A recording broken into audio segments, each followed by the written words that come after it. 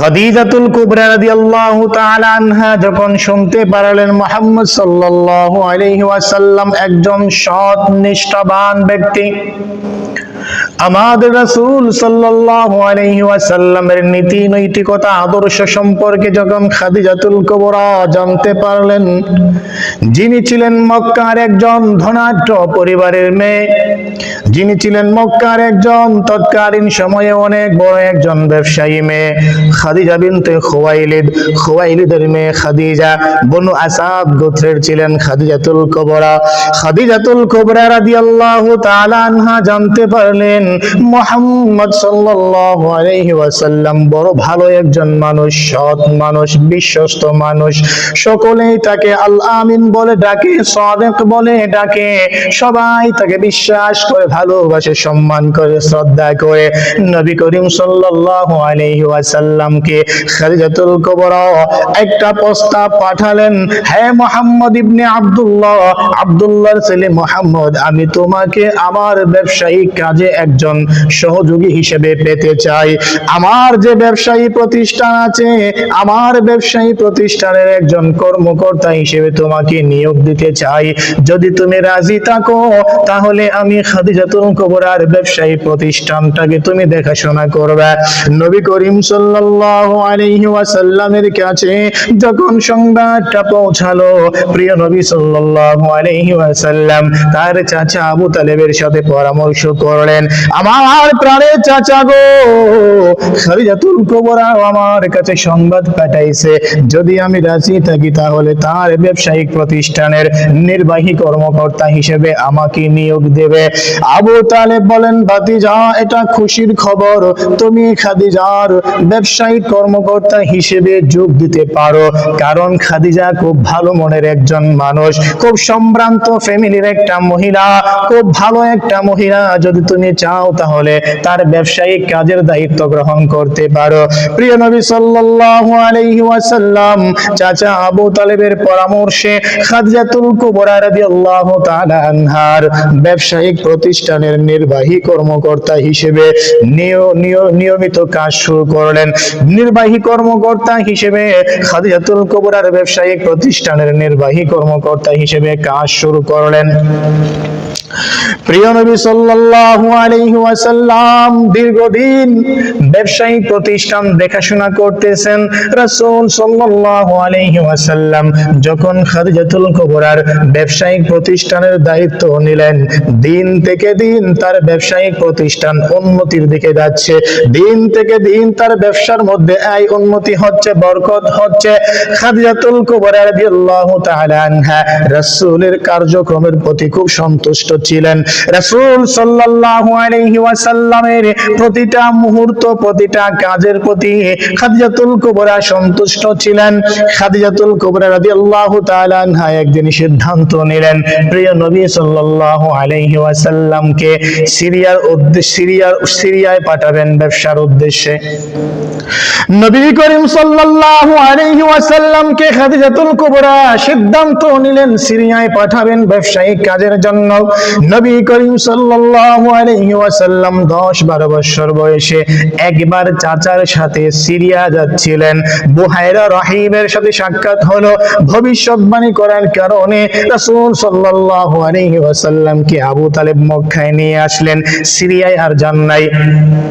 এখন খাদিজাতুল কুবরা রাদিয়াল্লাহু তাআলা আনহা সিদ্ধান্ত নিলেন প্রিয় নবী সাল্লাল্লাহু আলাইহি ওয়াসাল্লামকে আবার ব্যবসায়িক কাজের জন্য সিরিয়ায় পাঠাবেন।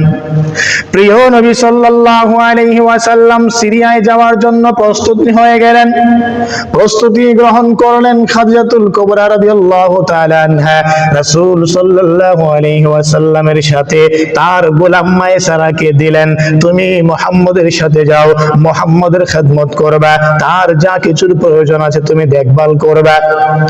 নবী করিম সাল্লাল্লাহু আলাইহি ওয়াসাল্লাম সিরিয়ার উদ্দেশ্যে যাত্রা শুরু করেন। সাথে ছিল খাদিজাতুল কুবরার গোলাম মায়সারা। নবী করিম সাল্লাল্লাহু আলাইহি ওয়াসাল্লামের খাদেম হয়ে নবী করিম সাল্লাল্লাহু আলাইহি ওয়াসাল্লামের সাথে সফর শুরু করেছে। রাসূল সাল্লাল্লাহু আলাইহি ওয়াসাল্লাম সিরিয়া যাচ্ছেন। দীর্ঘক্ষণ সফর করার পরে ক্লান্ত হয়ে গেলেন, বিশ্রামের প্রয়োজন প্রয়োজন, এজন্য একটা গির্জার পাশে সবাই বিশ্রাম নেবে, একটা গির্জার পাশে সকলেই বিশ্রাম নেবে, এজন্য যাত্রা বিরতি করে তাঁবু স্থাপন করলেন। অনেকেই তাঁবুর নিচে বিশ্রাম করছিলেন।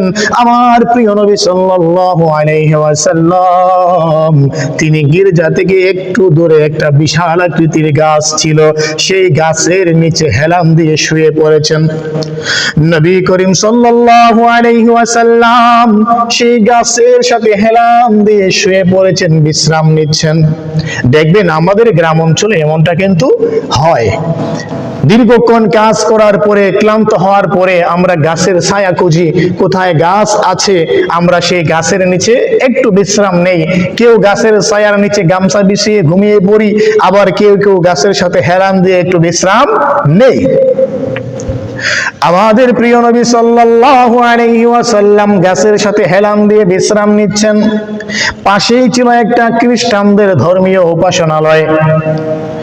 ওই ধর্মীয় উপাসনালয় থেকে একটা খ্রিস্টান পাদ্রী বের হলেন। বের হওয়ার পরে তার দৃষ্টিটা পড়লো ওই গাছের গোড়ার দিকে। গাছের গোড়ায় একজন মানুষ শুয়ে আছে। মানুষকে তো পরিপূর্ণভাবে দেখা যাচ্ছে না, মানুষকে সে তো চিনেও না, কিন্তু একটা মানুষ ওই গাছের নিচে, গাছের গোড়ায় হেলান দিয়ে শুয়ে আছে। দূর থেকে এই দৃশ্যটা তিনি দেখতেছেন। পাদ্রীর চোখে যখন ওই দৃশ্যটা পড়লো, তখন পাদ্রী হতবাক হয়ে গেল, বিস্ময়ে অবাক হয়ে গেল। কারণ বিস্ময়ে অবাক হওয়ারই কথা, এই গাছের গোড়ায় হেলান দিয়ে 500 বছর আগে ঈসা আলাইহিস সালাতু ওয়াস সালাম এই দিকে যাত্রা করা অবস্থায় ঘুমিয়েছিলেন, আর আজকে 500 বছর পরে আরেকটা ব্যক্তিকে দেখতেছি ঘুমাচ্ছে। কারণ হলো ওই গাছের নিচে নবী রাসূল ছাড়া কেউ ঘুমায় না, ওই গাছের নিচে আজ পর্যন্ত নবী রাসূল ছাড়া কেউ ঘুমায় নাই। খ্রিস্টানদের ধর্মীয় কিতাবের মধ্যে ওই পাদ্রী পড়েছেন 500 বছর আগে ঈসা আলাইহিস সালাতু ওয়াস সালাম ঘুমিয়েছিলেন। ঈসা নবীর পরে আবার যে ব্যক্তি ঘুমাবে তিনি হবেন আখেরি পয়গম্বর মুহাম্মদ মুস্তাফা সাল্লাল্লাহু আলাইহি ওয়াসাল্লাম। পাদ্রী যখন গির্জা থেকে বের হয়ে এই দৃশ্যটা দেখলো, তার চোখটা কপালে উঠে গেল, আশ্চর্য হয়ে গেল, হতবাক হয়ে গেল। কি রে, এই গাছের গোড়ায় একজন ব্যক্তি ঘুমাচ্ছে, তার মানে কি উনি আখেরি পয়গম্বর? আখেরি পয়গম্বর, দুনিয়ায় কি আখেরি পয়গম্বরের জন্ম হয়ে গেছে নাকি? আশ্চর্য হয়ে গেলেন, দৌড়াইয়া গাছের গোড়ায় গেলেন। ঘুমন্ত নবী করিম সাল্লাল্লাহু আলাইহি ওয়াসাল্লামকে ভালো করে দেখতেছেন আর কিতাবের সাথে মিলাইতেছেন। কিতাবের মধ্যে যেরকম ভাবে বর্ণনা দেওয়া হয়েছে প্রিয় নবী সাল্লাল্লাহু আলাইহি ওয়াসাল্লাম সম্পর্কে, বাস্তবে পাদ্রী রাসূল সাল্লাল্লাহু আলাইহি ওয়াসাল্লামের মধ্যে সব বর্ণনা মিলিয়ে দেখে তিনি আরো আশ্চর্যান্বিত হয়ে গেলেন, হতবাক হয়ে গেলেন। পাগড়ি এবার প্রিয় নবীকে ডেকে ঘুম থেকে উঠাইলেন, উঠাইয়া জিজ্ঞাসা করলেন, আপনার নাম কি? মুহাম্মদ। কয় হ্যাঁ। আপনার বাবার নাম কি? আব্দুল্লাহ। কয় হ্যাঁ।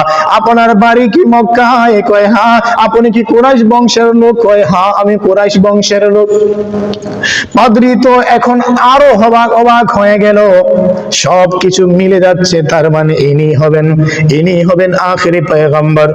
নবী করিম সাল্লাল্লাহু আলাইহি ওয়াসাল্লাম পাদ্রীকে জিজ্ঞাসা করলেন, ভাই তুমি আমার নাম জানো কি করে? আমি তো এদিকে আর কখনো আসি নাই, আজকেই প্রথমে এসেছি। আমার নাম বুঝলাম, জানো আমার বাবার নাম কি করে জানো? আমার বাবা তো জন্মের 6 মাস আগেই মারা গেলেন। আমার বাবার নাম জানেন, মক্কা আমার জন্ম সেটাও জানেন, আমি কুরাইশ বংশে জন্মগ্রহণ করেছি সেটাও জানেন, এত কিছু জানেন কি করে?